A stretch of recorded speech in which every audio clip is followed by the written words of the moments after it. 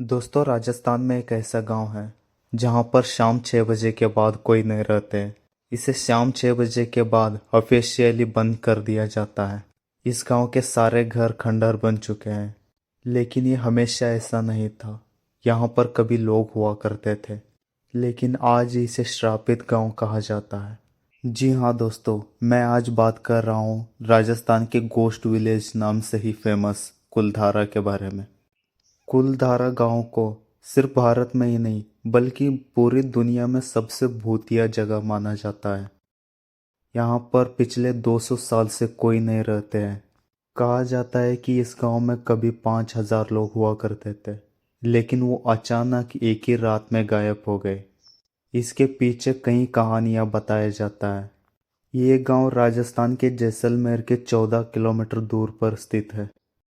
कहा जाता है कि इस गांव को 13वीं शताब्दी में बसाया गया था, लेकिन अब ये गांव पूरी तरह से भूतिया गांव बन चुका है।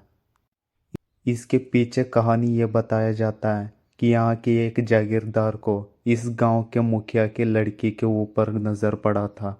उसे वो अपना बनाना चाहता था, लेकिन गांव वालों इसके बुरी इरादों से वाकिफ थे, इसलिए उस लड़की को उसके हवाले करने से इन लोगों ने इनकार कर दिया। लेकिन जागीरदार इनको धमकी डालने लगे। उस जागीरदार से बचने के लिए यहाँ के लोग रातों रात अचानक गायब हो गए। वो लोग कहाँ गए और ये आज तक नहीं पता चला है। लेकिन लेकिन ये गांव वालों अपने बेटी की इज्जत बचाने के लिए एक दिन अचानक रातों रात इस गांव को छोड़कर कहीं दूर चले गए। वो कहाँ गए ये आज तक नहीं पता चल पाया है। जब जागीरदार सुबह आकर गांव को देखा तो गांव पूरी तरह से खाली था। उन्होंने इन लोगों को ढूंढने की बहुत कोशिश किया, लेकिन ये लोग कभी नहीं मिले। आज के समय इस गांव को आर्कियोलॉजी सर्वे ऑफ इंडिया ने अपने अधीन लिया है। यहाँ पर सुबह 6 बजे से शाम 6 बजे तक पर्यटक घूम सकते हैं, लेकिन शाम 6 बजे के बाद इस गांव में रुकने के लिए किसी को इजाज़त नहीं है।